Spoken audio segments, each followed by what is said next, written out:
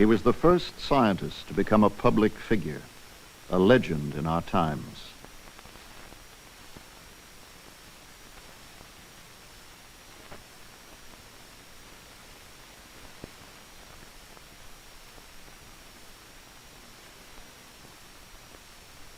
The realities of 20th century science, its power, are linked with Einstein's image.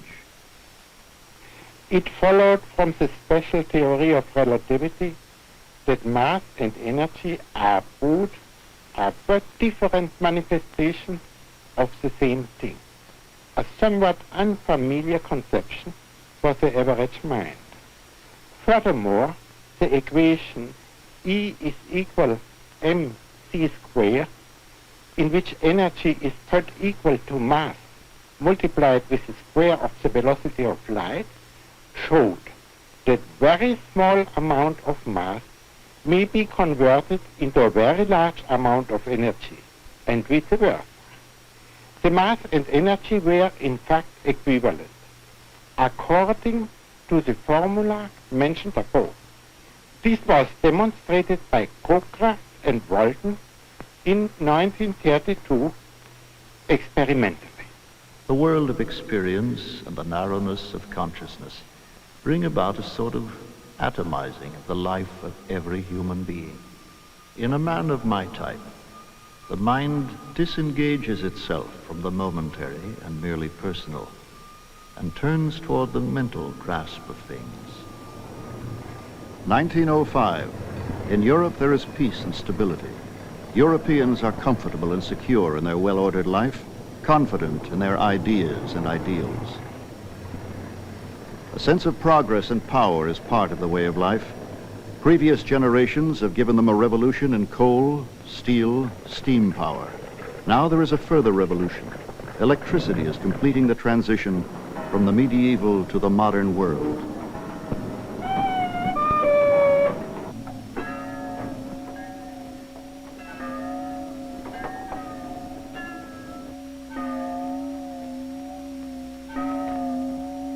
In the Swiss town of Bern, Einstein wrote that year the 3 papers which revolutionized thinking in the 20th century. He worked in a patent office, technical expert, 3rd class. His job was to analyze the gadgetry of the modern era, telegraphs, telephones, precision instruments. At night, he continued his studies of physics.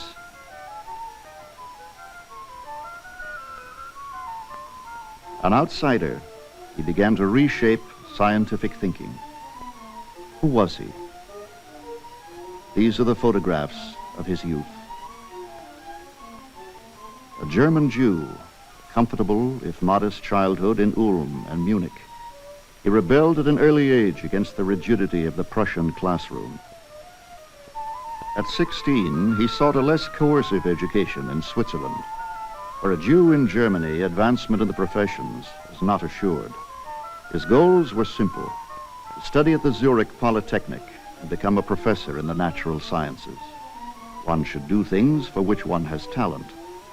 Besides, there is a certain independence in the scientific professions. He failed at first attempt, the entrance examination.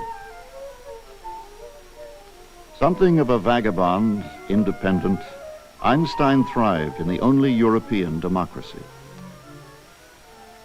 He developed a passion for nature and experience, flights of imagination. The young Einstein was still not a distinguished student. Rather, he preferred experiment on his own, talk in cafes, and the books of the new physics, especially Ernst Mach, who urged intellectual skepticism. There were few opportunities for him when he graduated. He took Swiss citizenship, but successfully appealed military service. He fell in love with Mileva Maric, another foreign student. They were married. Friends secured him positions teaching and in the patent office. In 1905, Einstein, at 26, had a family and had been a patent clerk for 3 years.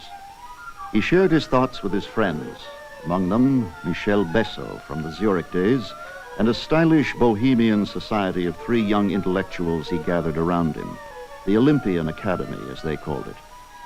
The current state of physics was a favorite topic. In 1905, he wrote to one of his friends, "I'm sending you some revolutionary ideas." At the turn of the century, there were two alternative ways of viewing physics: through Newtonian mechanics or Maxwell's equations. 300 years before, Newton had described physical occurrences as instantaneous action between bodies at a distance. This worked well with the motion of planets around the sun, as well as with motion on Earth, like the path of cannonballs. But there were other kinds of physical occurrences which Newtonian mechanics could not explain well: magnetism, electricity, and optics. Maxwell described these electromagnetic phenomena as moving like ripples on a pond, only faster at the speed of light. Interaction takes time. This scheme was embodied in Maxwell's equations. By 1900, there were two competing research efforts to reduce the world to one or the other system. Maxwell's view was particularly successful. People thought that was the right direction. But Einstein had seen crises where others were confident. Historian of science, Arthur I. Miller. Einstein viewed physics differently, in particular because of a thought experiment which he had conceived of in 1895. It concerned an observer on a cart moving along and who was capable of doing any sort of experiment, for example, measuring the velocity of light. The Maxwell theory predicted that the result for the velocity of light that the observer obtains should depend upon how fast the cart is moving. However, this was contradicted by certain experimental evidence. Einstein's intuition asserted that the result which the observer obtained should not at all depend upon how fast the cart is moving. Many physicists at the time proposed reasons for the lack of any effect of the cart on the measured velocity of light, which they tacked on to the Maxwell theory. Einstein, on the other hand, moved in a different direction. He cut through this situation by raising to a law of physics that the velocity of light is always the same and is independent of the motion of the source. This view is based on Einstein's other intuitive law, namely that the observer on a moving cart, where the cart is moving in a straight line at a constant velocity, this observer cannot do any experiment at all which will reveal the cart's motion. And this is what is known as the principle of special relativity. As a consequence of these two laws, time is no longer an absolute quantity, but rather it depends on the motion of the cart. This was a stunning result and ran against everyone's grain, including Einstein's. To convince himself of its veracity, he had to turn to the critical reasoning in various philosophical works of the time, which convinced him that the notion of absolute time was anchored in the unconscious. That is to say, the very high velocity of light, compared with all other velocities that we encounter in our daily life, has tricked us into concluding that time is an absolute quantity. Einstein's reasoning is something which transcended science as it is normally conceived. That is, it went from an analysis of science per se, to analysis of sensations, to an analysis of thinking itself. Einstein soon realized his paper contained a thought which transcended relativity itself, the equivalence of mass and energy, the well-known E equals mc squared. Overall, Einstein's approach had been to accept principles justified by experience from Maxwell's and Newton's systems, but reject the idea that all of physics could be described by only one of them. With the speed of light established as a constant, Newton's mechanics was ruled out as the supreme system. Maxwell's systems were adequately reinterpreted, but this revision only lasted a few years. The German physicist Max Planck had discovered that some types of light radiation did not correspond to Maxwell's wave scheme, and Einstein himself demonstrated that it was useful to think of light not as waves, but as discrete particles, quanta. He remained a patent clerk for 4 more years. Then finally came recognition and employment as an academic. In 1911, he was invited to a major conference for his work on light quanta. The Solvay Conference was an expression of the era of international science. Madame Curie, radioactivity. Poincaré, who nearly expressed relativity. Lorentz, the electron. Rutherford, the atom. But it was the young who were creating the theoretical framework, especially Einstein and the Dane Niels Bohr, who was formulating a new model of the atom. Einstein now had obtained some security, a chair in physics at the German University in Prague. The university is near the old Jewish cemetery. Here, the images of Jewry were strong. It was a reminder of the role of the Jew in European civilization. Civil servants were required to have a religion. Einstein wrote on the state questionnaire, Mosaic. Prague was a time of crisis for him. Marriage with Mileva was failing. The author Kafka described this declining world: militarism, authoritarian bureaucracy, a monarchy unable to rule 18 different nationalities. Anti-Semitism flourished. A friend introduced Einstein to the intellectuals around Kafka, critical of the morality of European civilization, concerned for the fate of Jewry. There is unfortunately no account of the meeting of Kafka and Einstein. In Prague, Einstein's political sense began to develop. His political philosophy came from the same source as his science.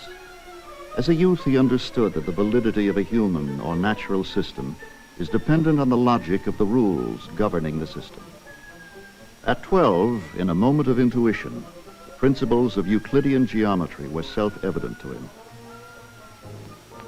But principles, both moral and scientific, had correctness only insofar as they were justified in everyday experience.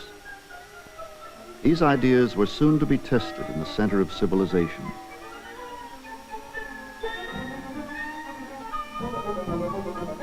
He had left Prague in 1912, returned to Zurich, then came Berlin.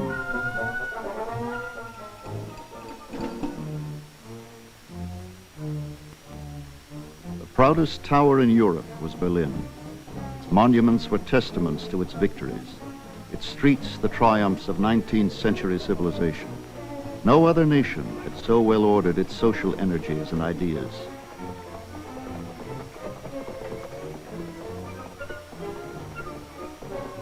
As an expression of this national power, Kaiser Wilhelm II had created an Institute of Physics which was independent of the university. Einstein was brought in as its director, as a celebrity. He joined the elite of European physicists. They were conservators of a system of science which had grown with and supported the development of the German nation. Out of the laboratories and the seminars of the universities came the ideas for petrochemicals, electricity, military technology, which had created the industrial and military power of Germany. Explosion in knowledge was in turn protected by the military.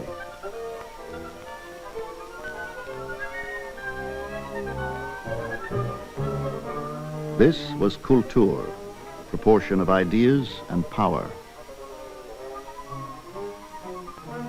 5 months after Einstein came to Berlin, the war happened.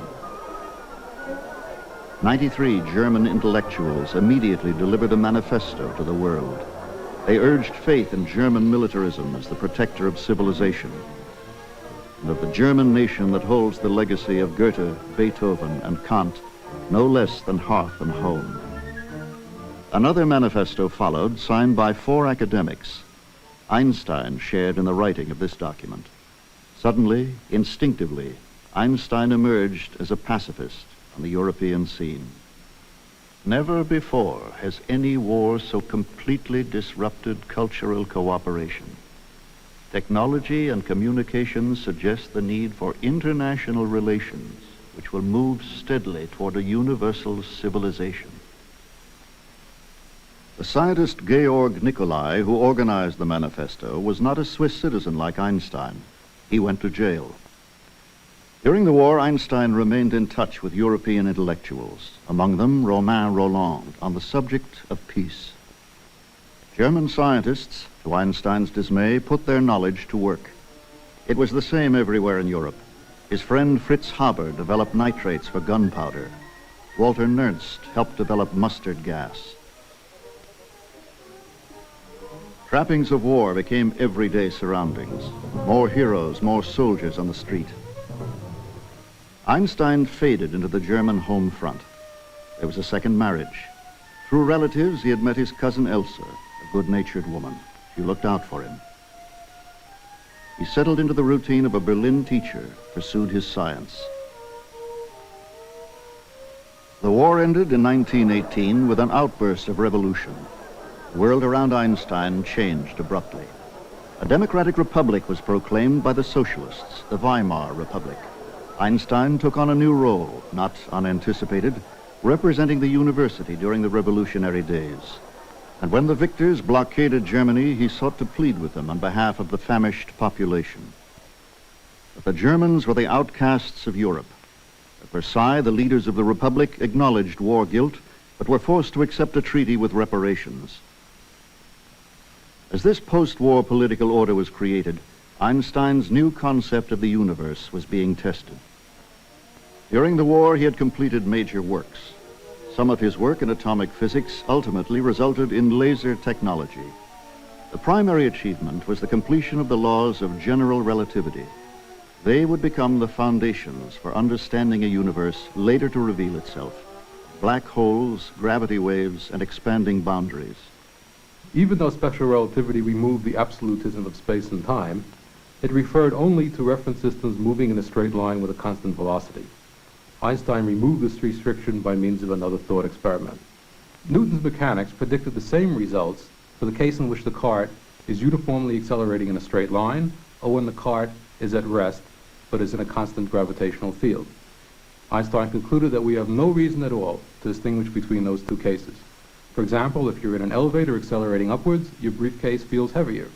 But you could also consider yourself to be at rest, but in a gravitational field which is more intense than the one you would be in if you were standing on the Earth.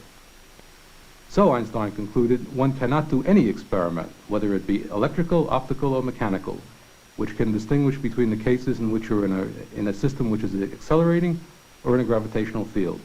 This is the principle of general relativity. Application of this principle to the Maxwell equations led Einstein to conclude that the velocity of light is a variable quantity, that is to say, it depends upon the gravitational field, and light can take a curved trajectory in a gravitational field. Another consequence was that measuring rods could be so severely distorted in gravitational fields that the concept of distance is very difficult to define. What Einstein ended up with was a mathematical formulation of curved space-time, in which the curvature of space is determined by gravitational field. Since fields result from matter, therefore it is matter that causes the curvature of space. General relativity predicted the curvature of light near massive bodies. An English expedition organized by Eddington in 1919 and a later American expedition tested this prediction during the eclipses. Had Einstein been wrong, there would have been no bending of the starlight. The observed deflection was within acceptable limits of prediction. The event made news, and the myth quickly emerged. Einstein was now a world celebrity. To the popular mind of the jazz age, he was the founder of a modern way of thinking. It's all relative. The familiar images of the world traveler began to take shape.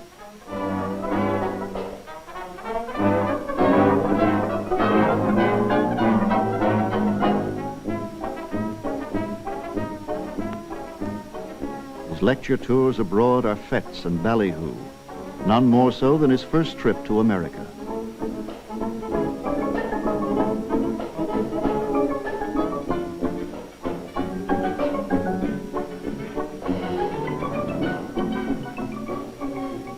But there are serious purposes.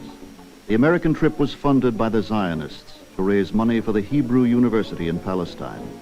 It was an emotional occasion when he inaugurated the university the following year.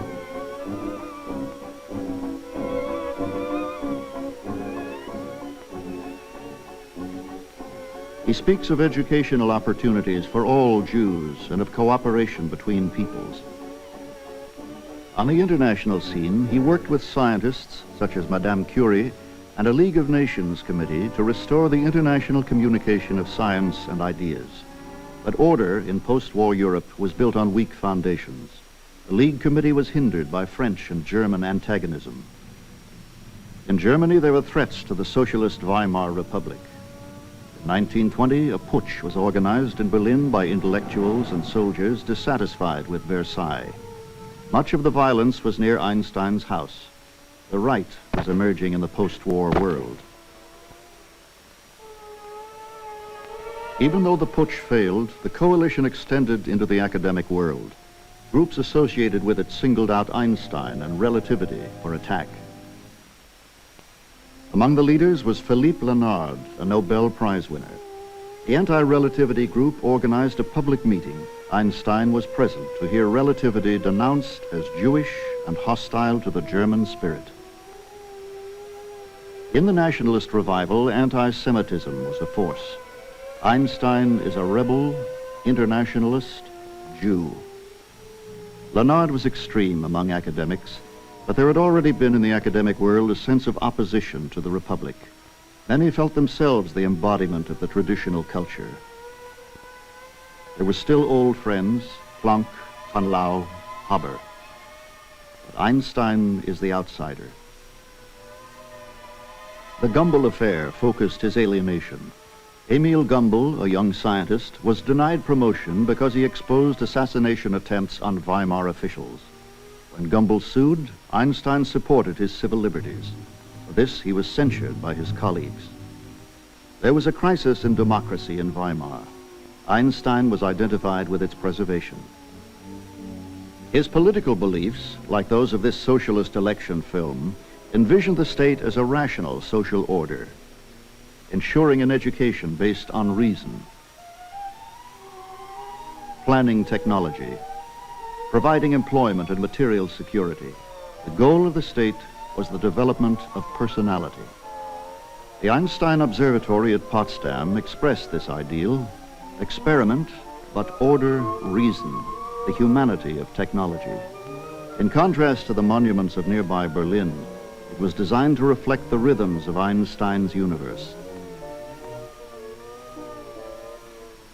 Simplicity was the way of the man himself at Kaput, his house in the lake area outside Berlin. He was followed here by politicians and academics, like the American physicist who took these home movies. But here he could sail, think, lounge with friends. The informality became part of the legend.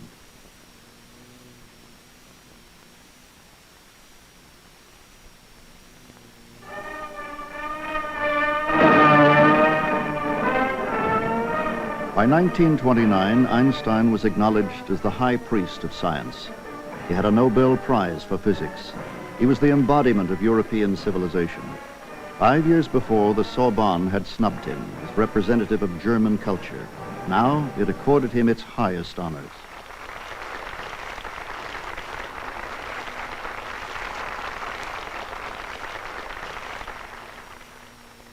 At 50, Einstein was at the peak of the scientific community. His work was the starting point for a golden age of physics. There was a new generation of scientists. To these young lions, physics had its limits. Heisenberg expressed the sense of things. One could not find the location of any one subatomic particle because any measurement, necessarily with light, affected the result. Einstein's old friend Niels Bohr gathered the youth around him.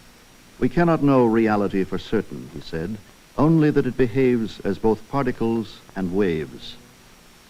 This ran against Einstein's instinct for order. The exchanges between them were intimate and intense. Einstein argued that God would not play dice with the universe. There must be order. Bohr, that uncertainty was itself a principle of the universe. Einstein presented thought experiments in which the position of atomic particles could be determined. Bohr countered that these conflicted with the evidence of Einstein's own general relativity. Einstein could not shake the belief of international science in uncertainty. In another world, in Berlin, Einstein was often in a cosmopolitan society of writers, artists, academics.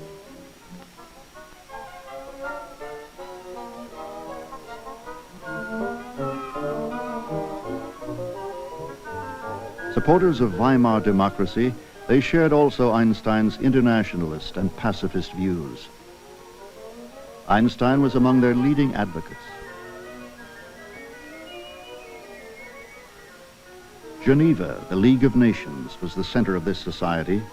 A European outlook flourished around League programs for disarmament, extending from the far left in France to the heart of the English establishment. These are the voices of militant pacifism, reason, here gathered with George Bernard Shaw at a banquet honoring Einstein. Napoleon and other great men of his type, they were makers of empire.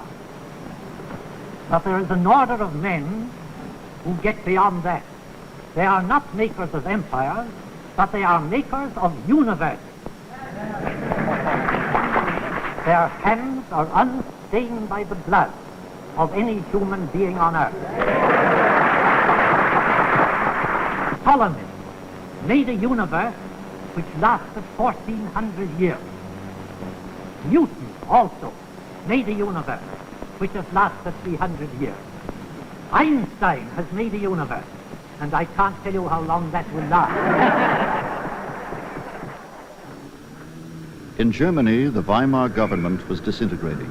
The Depression was beginning, and the issues of democracy were being taken to the street. Those who spoke of reason and brotherhood were few in number.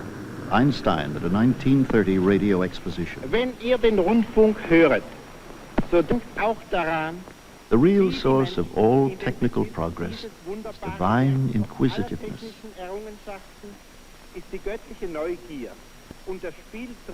And the instinct for play, the constructing and pondering researcher. And, no less, the constructive imagination of the technical inventor. The technicians not only ease the daily work of humans, but also make available the works of the finest thinkers and artists to the general public, whose enjoyment only a short time ago was a privilege of the great, and thus awaken the peoples from a sleepy stupor. That same year in 1930, Einstein made the first of 3 annual visits to America. His humanity was quickly projected to the public in newsreels such as this. In the greatest city of the world. I'm delighted. I'm delighted. What do you think of prohibition, Professor? Ich trinke nicht, also ist mir das ganz gleich. He doesn't drink at all, so he is not interested in this question. Professor, freut es Sie hier in Amerika wieder zu sein? Wenn ich die sehe, sicher.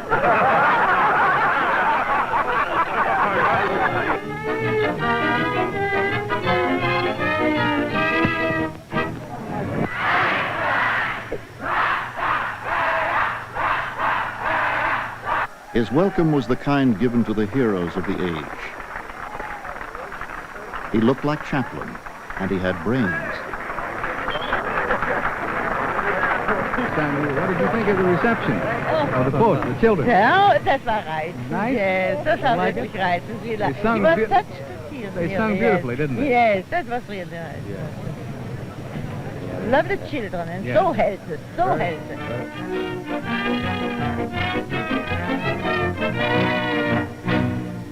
durch den überaus herzlichen Empfang, den Sie mir hier bereitet haben.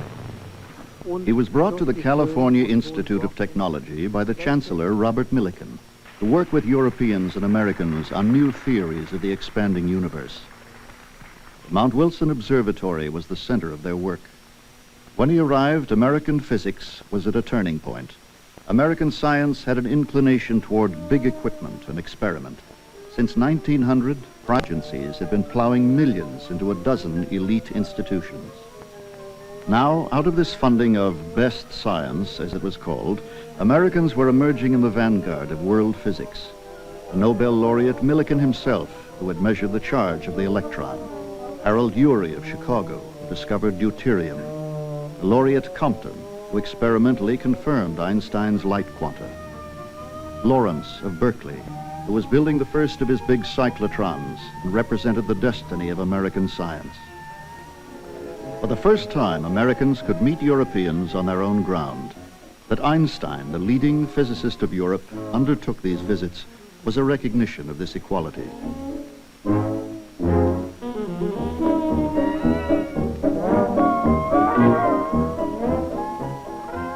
there were other reasons. On the university scene, Einstein, adroit and charming, was a useful symbol for the promise of American physics.